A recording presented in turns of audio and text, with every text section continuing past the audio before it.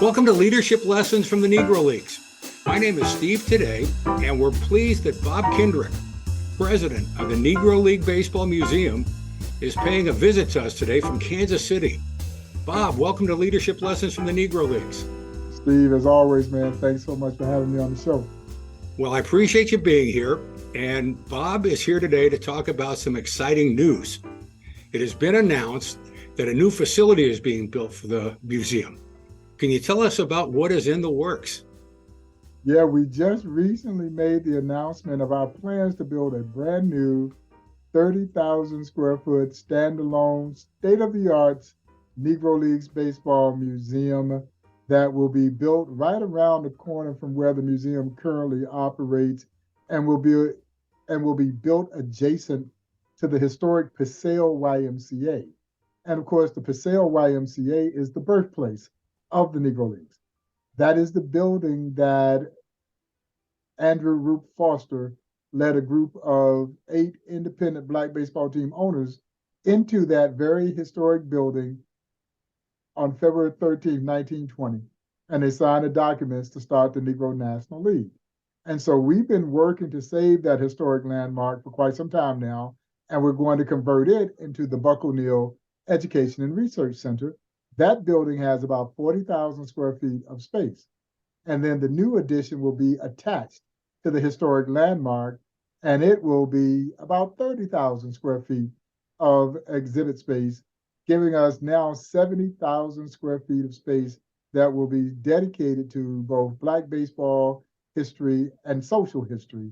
And in essence, creating what I call a Negro Leagues campus as the gateway into historic 18th and Vine, and creating an international headquarters for, again, Black baseball and social history.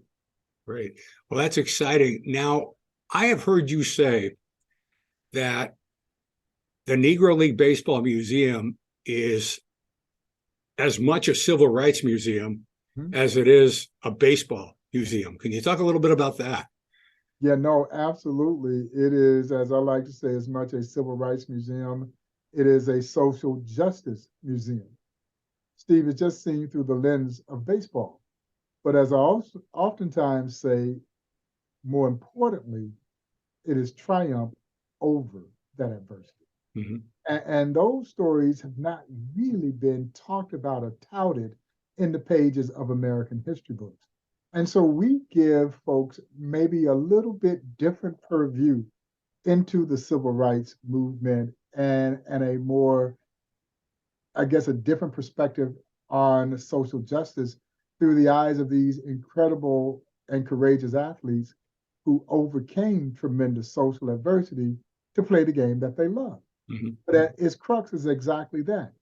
We make the assertion that Jackie Robinson's breaking of Major League Baseball's color barrier wasn't just a part of the civil rights movement, but in essence, it was indeed the beginning of the civil rights movement in this country, 1947. And as you well know, that predates more of the more noted civil rights occurrences. This is before Brown versus the Board of Education. This is before Rosa Parks' refusal to move to the back of the bus. Dr. Martin Luther King Jr., as the late great Buck O'Neill would say, was a sophomore at Morehouse College in Atlanta, Georgia, when Jackie signed his contract to play in the Dodgers organization. President Harry S. Truman, right up the road from the museum in Independence, Missouri, would not integrate the armed forces until a year after Jackie. So in all intents and purposes, this is what started the ball of social progress rolling our country, baseball. And Jackie Robinson is handpicked from the great Kansas City Monarchs to be the chosen one to break what was then Major League Baseball's 6-decade-long self-imposed color barrier. And so this story is so prolific in so many ways. It is so much bigger than the game of baseball. Yet it's still just a tiny part of the great story of the game of baseball. And I do think, Steve, that it's important that you understand my entire story. My story is more than just me being enslaved. And you've seen those images in the pages of American history books. So you've seen me enslaved.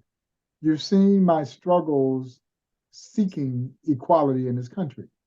So you've seen the water hoses sprayed on me. You've seen the police dogs released on me. You've seen the police brutality that still manifests itself to this day.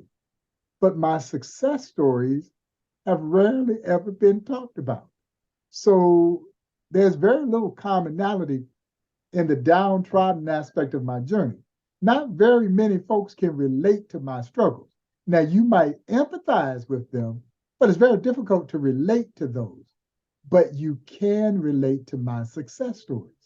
And the story of the Negro Leagues is one of those great American success stories.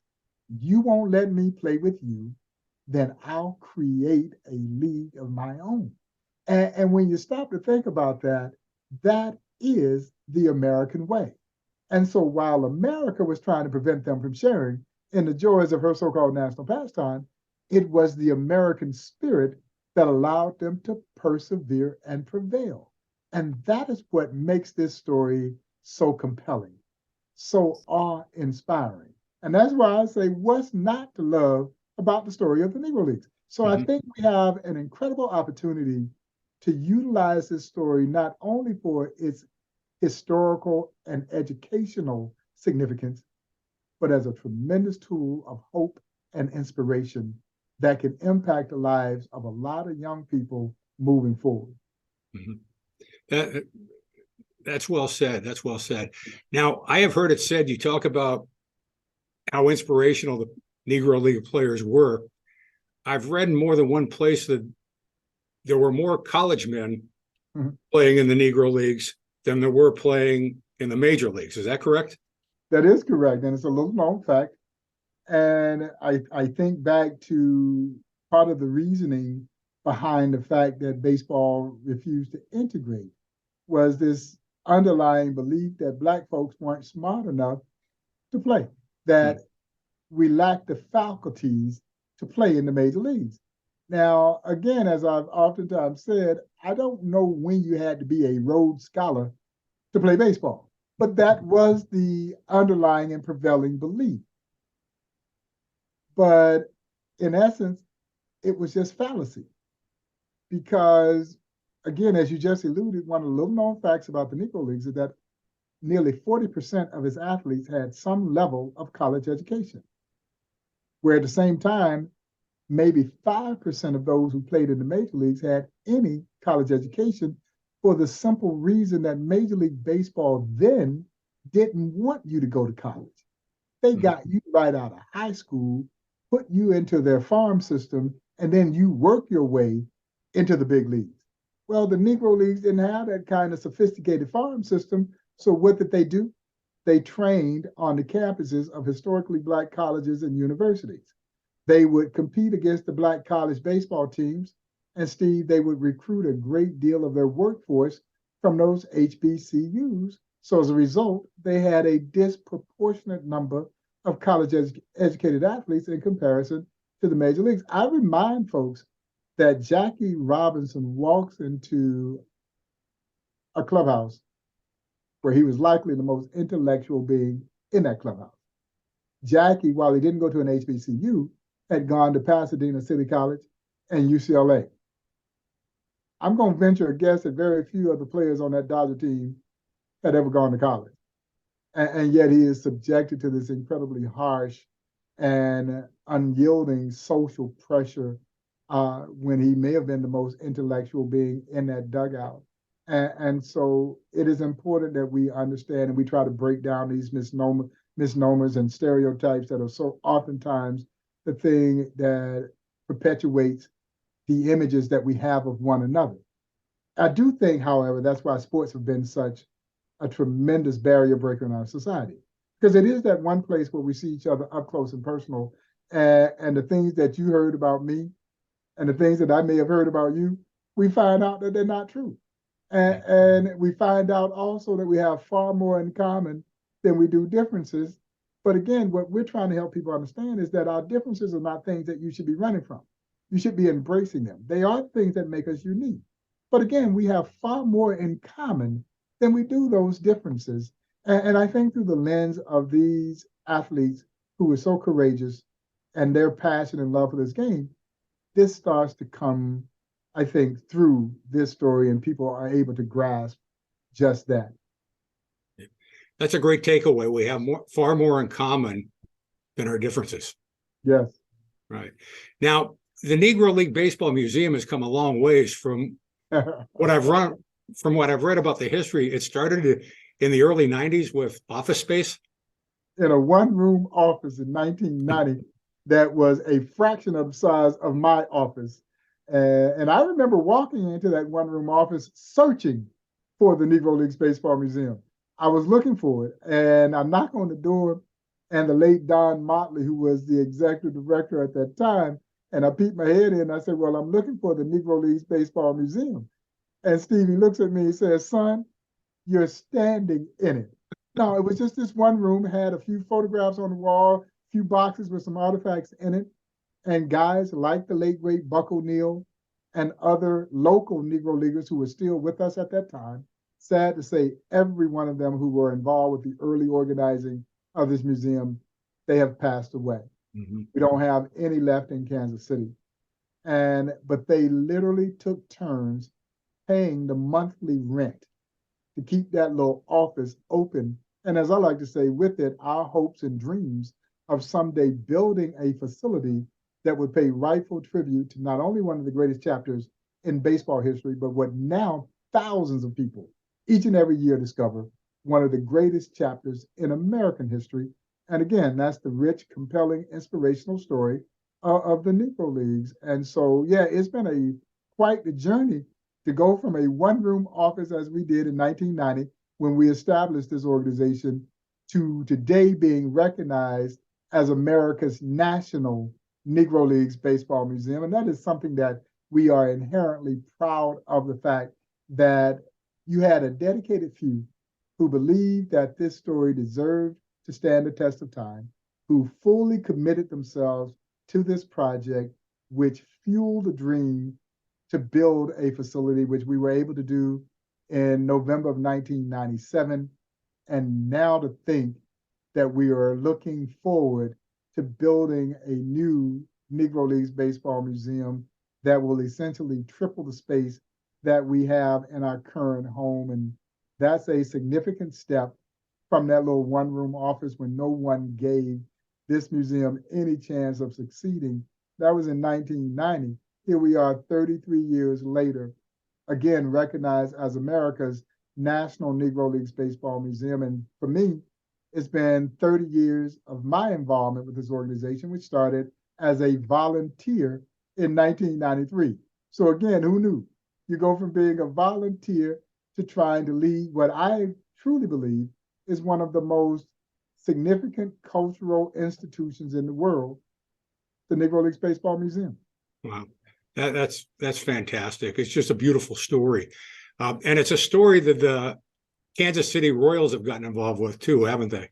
Oh, yeah. Now, we are excited that our partnership with the Royals just continues to grow and thrive and evolve. And they've been with the museum almost from the onset of this museum, and they have been a tremendous partner. Just this year, for the second year, that the Kansas City Royals basically paid admissions for any and everyone who wanted to visit the Negro Leagues Museum during the month of February.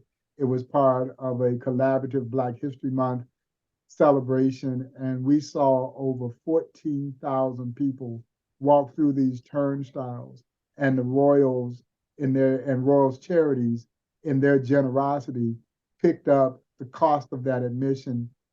We did it a year ago, and then again this year. We saw the numbers almost double, though, in attendance from the first year that we did it through this year. And it's one of the highest, not quite the highest, but one of the highest single month attendances that this museum has ever had.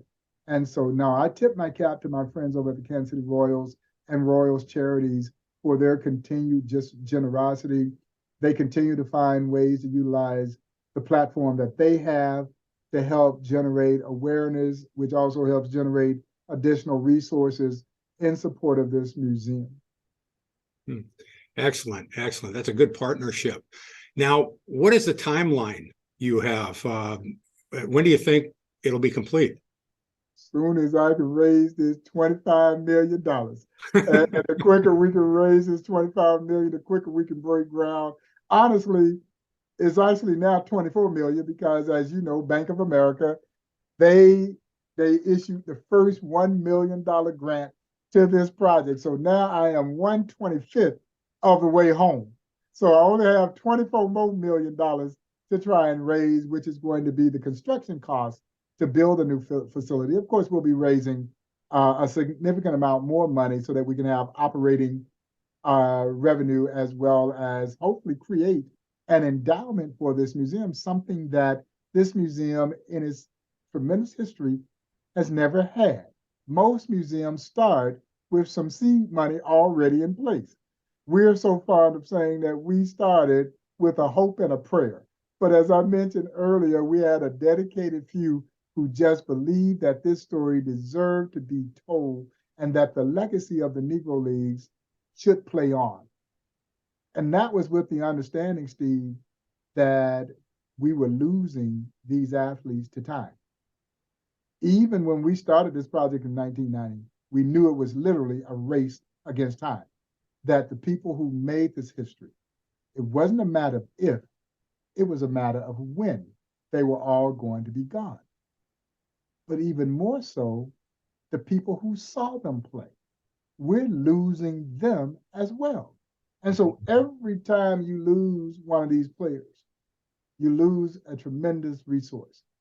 That window of opportunity closes just a little bit more. And it magnifies, again, the importance of the work that we have ahead of us to document and substantiate this story so that there is no risk that their legacy will die. Yeah, you know, like I said, it's not a matter of if, it's a matter of when we're going to lose all those who call the Negro Leagues home. But their story should not die when that last Negro Leaguer leaves the face of this earth. We need to make sure that their legacy plays on. And that's really what drives this museum. When I met Buck O'Neill for the very first time, and I asked him, I said, well, Buck, what motivated you to want to build a Negro Leagues baseball museum? And his answer was very succinct, but also very poignant, so that we would be remembered. And he did not want them to be forgotten, not only for what they gave to the game of baseball, but more so what they gave to this country. And that is the quest of this museum, to make sure that they are never forgotten and to use the life lessons that, again, stem from this powerful story of triumph over adversity to hopefully ignite and inspire a generation of young people who can learn from that amazing life, those amazing life lessons. Wonderful. That's fantastic and outstanding. Now, we're talking with Bob Kendrick, president of the Negro League Baseball Museum. Bob's talking about the new facility that's being built. How can baseball fans across the country support or contribute to this project? Oh, yeah, no, and please, we encourage everyone who may have the means to do so to join us on this effort. I had to laugh myself here recently. Steve, I'm not sure I've ever been congratulated so much for having to raise $25 million.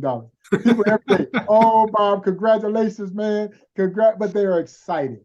They are excited about the future of this organization. And I don't want to do anything to squelch that excitement. You know, it's a daunting task ahead of us, but I have no doubt that we will meet this challenge. But for those who may be listening to the program, if you are so inclined, you can visit us online at www.nlbm.com and go to the donation link. And there's a drop-down menu where you can look at making a contribution to our Pitch for the Future campaign. And that's the campaign that we named for the new project, because that's exactly what we're doing. We're pitching for the future of this museum.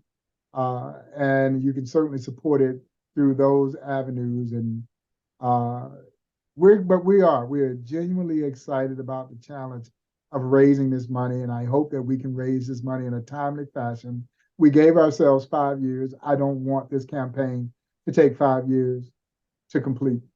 I am hoping that we can finish this in a much timelier fashion break ground on this new facility, and hopefully sometime in the very near future, have a ribbon cutting to welcome folks to a brand new Negro Leagues Baseball Museum. Oh, that'd be wonderful. That'd be wonderful. So I will put that information into the show notes so everybody can find it. And before we go, you mentioned Buck O'Neil a couple of times. You mentioned the Education and Research Center. Yes. Can you talk about the Educational and Research Center and just what Buck O'Neil means to Bob Kendrick? Oh my goodness. I don't think we have enough time for me to fully elaborate what Buck O'Neil meant to me. But before Buck passed away, and when he didn't get in the National Baseball Hall of Fame in 2006, he made it very crystal clear that his Hall of Fame was going to be his Education and Research Center at the site of the old Paseo YMCA. That's a historic landmark. And we've been rehabbing that building for quite some time to convert it into an education and research center in memory of Buck. Education was always, Steve, at the forefront of this man's existence, a man who was denied the opportunity to be formally educated in his native Sarasota at Sarasota High School. Now, he eventually got his high school diploma and 2 years of college. He went to Edward Waters College in Jacksonville. He's one of those Negro Leaguers that was college educated, got 2 years of college education before the lure of professional baseball took him away. And a guy named Adolph Lukey down in Havana, Cuba, said, I'm going to pay you $500 a month with all expenses paid to come play for my team. And as Buck would say, that was the end of the education. He got hooked by baseball, and the baseball became such a prominent part of his life forever. But he never lost sight of the value of an education and what this meant. So to have this edifice known as the Buck O'Neil Education and Research Center meant the world to him. And we're thrilled that we're getting ever so close to having that building completely rehabbed and opening that space so that we can start doing activities in that space in the spirit of Buck O'Neil. But you mentioned and asked what Buck O'Neil means to me. And, as we look at this building, we're going to have new office space, office lease space, new exhibit space, an interactive baseball experience that examines the math and science of baseball, an amazing event space where we took the old gymnasium and converted it into, I think, one of the most beautiful event spaces in the city. It is magnificent. As we find, again, non-traditional streams to help generate revenue to operate this facility. Education research centers at their crux don't really make money, but they are so valuable in terms of your mission and helping substantiate your mission. And so those are some of the features that will be part of the new Buck O'Neil Education and Research Center. But man, Buck meant the world to me. He really did. I don't know of very few folks who had more influence on me than Buck O'Neil. And I tell people all the time, the smartest thing that I ever did was I kept my mouth closed and I listened, because the wisdom that he could and would impart, he didn't force it on you, but it was there if you wanted it. And I tried to soak it up like a sponge. And I tell people, and I mean this in all sincerity, I talk to Buck almost every single day. Now, he doesn't always talk back to me, but I talk to Buck almost every single day. And I absorb the things that he shared with me, and I utilize those things in my decision-making process almost on a daily basis. And people ask me what I remember the most about Buck, and there were so many things that you could well imagine: the car rides, the plane rides, breakfast, lunch, dinner. We golfed together. He was an outstanding golfer. He shot 75 when he was 75. He shot 94 when he was 94. And we were sitting around having dinner that night. And he said, well, fellas, I shoot my age, but that ain't a good score anymore. Steve, there are some days where I would take 94 right now, no less, 94 at 94. And so all those things, come to mind. But the thing that I remember the most about Buck, and I think it's indicative of the person that he was, you always felt better leaving Buck than you did when you came to see him. There's not many people that strike you that way. No matter what kind of issues you might be having during the course of your day, if you had an encounter with Buck O'Neil, it was better. Things got better. I'm not telling you what I think. In this case, I'm telling you what I know because I witnessed this as we were traveling all over the country. If he didn't know you, he wanted to know you. Yeah, the man never met a stranger in his life. And so he would engage in a conversation. We would be in the airport and he would just wander over to someone and introduce himself. My name is Buck O'Neil. What's yours? And by the time we would be going to our respective gates, they were sharing an embrace as if they'd known each other all their lives. So he had this uncanny ability to see the good in everyone. Steve, sometimes when they weren't good, Buck saw the good in them. So he had a certain, I would call it an innateness that was similar to that of a Mother Teresa, a Gandhi, a Dr. Martin Luther King Jr.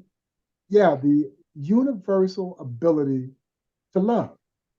And to me, that's what I think we all fell in love with. Because most of us who fell in love with Buck, we didn't see him play. No, no, no. He told us about the heroes of the Negro Leagues, how special they were, how great their league was. But we fell in love with the Buck O'Neil who so beautifully and vividly demonstrated to all of us that you could indeed get further with love than you can with hate. He demonstrated that to us. And as a result, if you had a chance encounter with Buck O'Neil, you were better as a result of it. I was very blessed. They paid me to hang out with Buck O'Neil. Imagine that. Something that I would have happily done for nothing. They paid me to hang out with Buck O'Neil, and I am better as a result. What a tremendous blessing it has been for me. So, yeah, no, I will always, Buck will always be front and center at this museum as long as I've got any say in it, and he will always have a place in my heart. And as I mentioned, very few folks outside my mother, my father, and my middle brother. I don't know why he took a liking to me because I'm the youngest of six. And he just seemed to really kind of cling to me.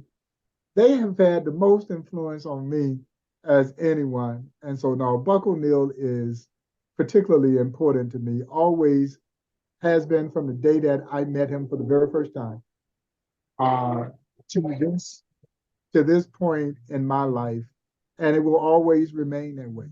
I will never stop talking about Buck O'Neil as long as I have breath in these lungs and the ability to articulate what Buck O'Neil meant not only to me and this museum, but really to our nation.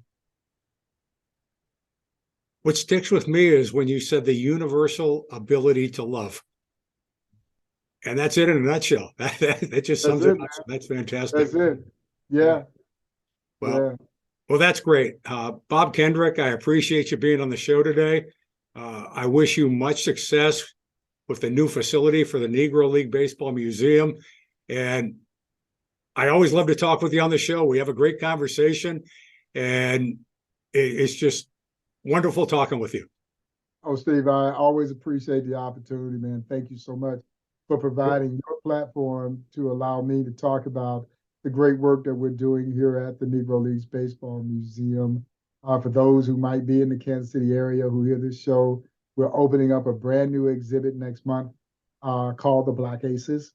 It is a celebration of the great Black and Hispanic pitchers of the Negro Leagues, moving all the way through the legacy of Black and brown pitchers into Major League Baseball. And so it is available, it will be available in our changing gallery, absolutely free of charge. So if you're in Kansas City and you're coming to see the Negro Leagues Museum, make sure you go in and check out this wonderful exhibition that examines the history of the Black and brown pitcher in baseball. Anybody that lives where I live in the San Francisco Bay Area, and let me see if I get this right. The Black Aces are the African-American 20-game winners? Yes. All right. There's only been 15 African-American pitchers to win 20 games in a major league season. The late Jim Mudcat Grant coined the group the Black Aces. Now, we will take the exhibition a step further and examine our Afro-Latino brothers who also call the Negro Leagues home. And so that will include the likes of a Louis Tiant and whose father, Louis Tiant Sr., played in the Negro Leagues.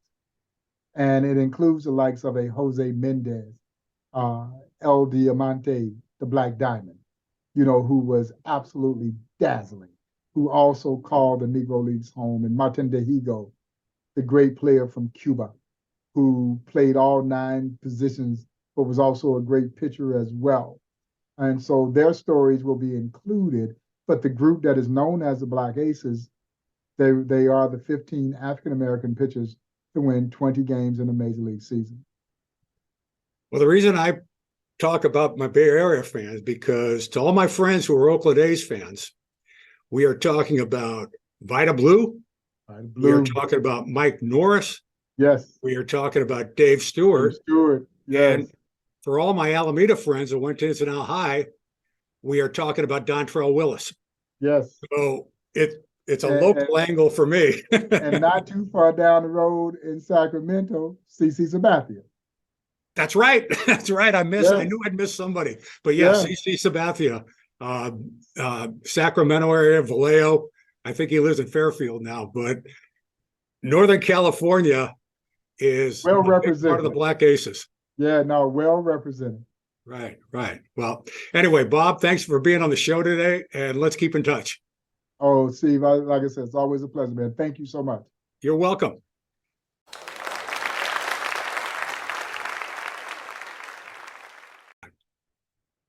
Well, that's our show for today. Thank you, Bob Kendrick, for the great conversation, and thank all of you who listened today. I will put the information about the Negro League Baseball Museum into the show notes. Let's keep in touch. I enjoy spending time in the community.